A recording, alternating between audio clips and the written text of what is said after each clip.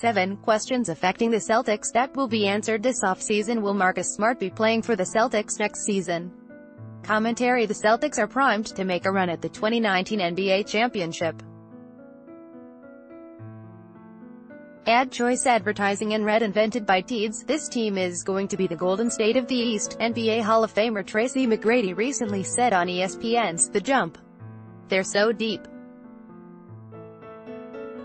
Even if they lose Marcus Smart, like, I'm trying to figure out their lineup for next year because either Jason Tatum or Jaylen Brown is going to go to the bench.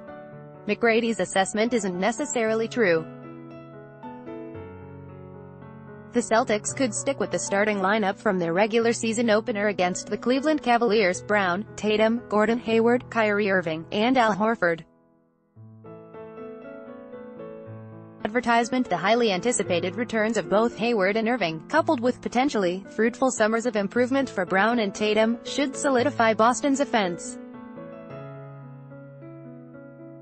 If all goes according to plan, the Celtics should be the team to beat in the Eastern Conference. But several looming personnel decisions could impact Boston's future title run. Here's a look at what's to come. Where will LeBron James be playing next season? Cavaliers forward LeBron James is the biggest name set to hit free agency this offseason. He is expected to have several suitors from both conferences. Should James join the Los Angeles Lakers, the Houston Rockets, the San Antonio Spurs, or another Western Conference team, the East would open up as Boston's conference for the taking. The past 8 teams to represent the Eastern Conference in the NBA Finals have been led by James. Should James join the Philadelphia 76ers, however, the Celtics' level of competition would heat up. The Sixers own 6 picks in the 2018 NBA draft and already have 2 of the league's biggest superstars, center Joel Embiid and point guard Ben Simmons, on their roster. Adding James to that mix would make Philadelphia quite a formidable threat. Although Boston, without Hayward and Irving, bested Philly in 5 games this postseason, that outcome is by no means a lock next year. Advertisement: there, of course, are also rumblings that James could be coming to none other than Boston, a scenario that would present several questions, namely what would the Celtics have to give up to acquire him? And how would Irving feel about playing with James again? It seems unlikely the Celtics will uproot all that they've built to pursue an aging superstar, but then again, it's LeBron James. Wherever James ends up playing, even if he stays in Cleveland, the team will be a championship contender. As his former teammate Dwayne Wade recently said on Fox Sports Radio, he's shown this year that he can get to the finals, no matter what the circumstances are. Who will be the new 76ers GM? The Sixers are also in the market for a new general manager. Brian Colangelo resigned Thursday, after an investigation determined that his wife was responsible for establishing and operating 5 secret Twitter accounts that bashed players and revealed sensitive information. According to The Ringer's Kevin O'Connor, Celtics assistant general manager Mike Zarin is one of the top candidates to replace Colangelo. Zarin was previously considered for the job when the Sixers were hiring in 2013 and reportedly was given an offer that he ultimately turned down. If he stays in Boston, Zarin, who started with the Celtics as an intern, will be entering his 15th season with the team. His current level of interest in Philly's opening is unknown. O'Connor also named former Cavaliers GM David Griffin as a top candidate. Hiring Griffin would presumably bust the 76ers' chances of landing James, given the pair's positive working relationship. James reportedly was not happy when Cavs owner Don Gilbert failed to reach a new contract agreement with Griffin in 2017. Advertisement: other options to replace Colangelo include 2 internal possibilities: Mark Eversley, Vice President of Player Personnel, and Ned Cohen, Associate Vice President and Chief of Staff. A promotion would obviously have minimal impact on the Celtics. Will the Celtics move up in the NBA draft? The Celtics currently hold the 27th pick in the 2018 NBA draft. If the Celtics stand pat with no 27, Director of Player Personnel Austin Ainge said the team has narrowed down their list of leading candidates to 10 prospects. He said the team has worked out 50 to 60 players but did not name any players in a softly finalized group, or mention whether the team is leaning toward keeping the pick. The decision to move up could come as late as draft day, June 21st.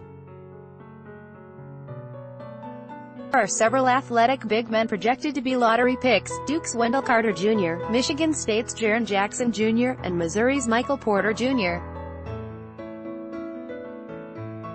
who could address one of the growing areas of need for the Celtics. As for what they would need to give up to move up, a combination of guard Terry Rozier and draft assets, the No. 27 pick and 2019 Kings pick and/or 2019 Grizzlies pick seems like the most viable package that could land them in the top 10.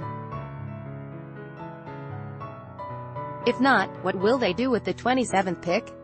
Ainge said the 10 guys the Celtics like at No. 27 play varied positions. In addition to an athletic big man, the Celtics could also be looking for a versatile guard to replace either Rozier or Marcus Smart, depending on how the offseason shakes out. Some names that could be available at number 27 include Villanova's Jalen Brunson, Villanova's Dante DiVincenzo, Michigan's Moritz Wagner, Duke's Grayson Allen, Maryland's Kevin Huerter, and Western Kentucky's Mitchell Robinson. We have to find players that can play and help us, Ainge said. Having guys on rookie contracts and lower contracts that can contribute is invaluable because we have some high-money guys on our team now and we have free agents coming up every year, this year, next year, the year after. You never know how that's going to go, so we have to continually have new talent in the pipeline. Will Marcus Smart be playing for the Celtics next season? Smart is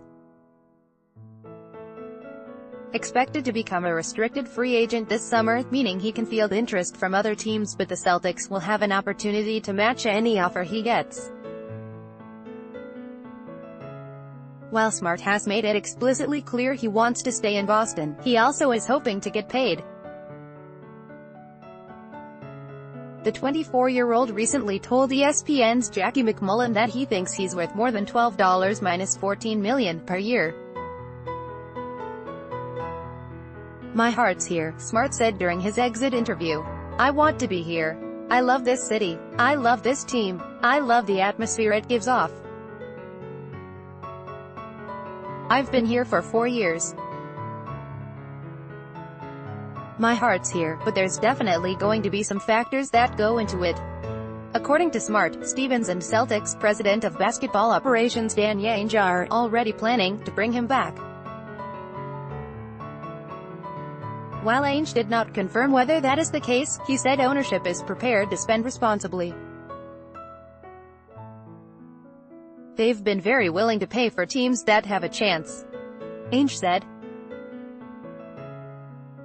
"I think the way that our team played this year, the hope that there is, I think that will make it easier for them to step forward and realize the potential of this team and be willing to pay the money.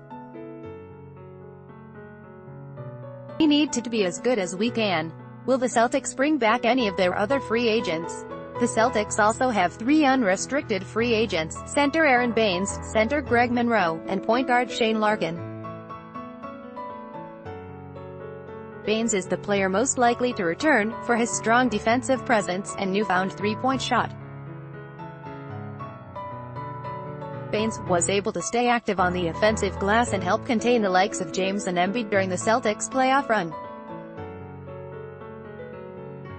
"We really liked Aaron's contributions this year," Danny Ainge said.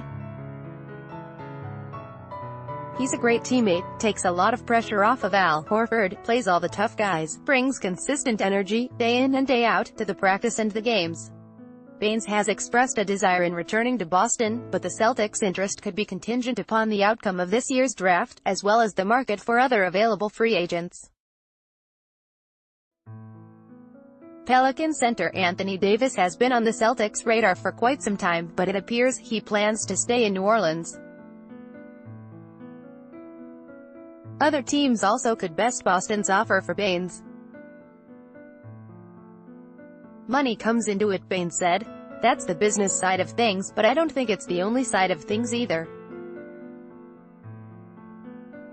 So I think I showed that when I came here at the start of the season as well. I'm looking forward to it, but at the end of the day my agent is going to be doing most of the work and it's not on me. Will the Celtics offer eligible players any extensions? Although Irving and Rozier are both eligible for extensions, neither are likely to happen, for different reasons. Irving will probably be offered an extension, but then turn it down. With rumors swirling regarding Irving's long-term future with the Celtics, a contract extension could offer Boston peace of mind that the All-Star won't be leaving at the end of next season. In accepting it, however, Irving would be leaving a lot of money on the table. It's not necessarily a red flag if Irving declines the extension. Like most players, probably just wants to get paid. Rozier, on the other hand, is unlikely to be offered his rookie extension.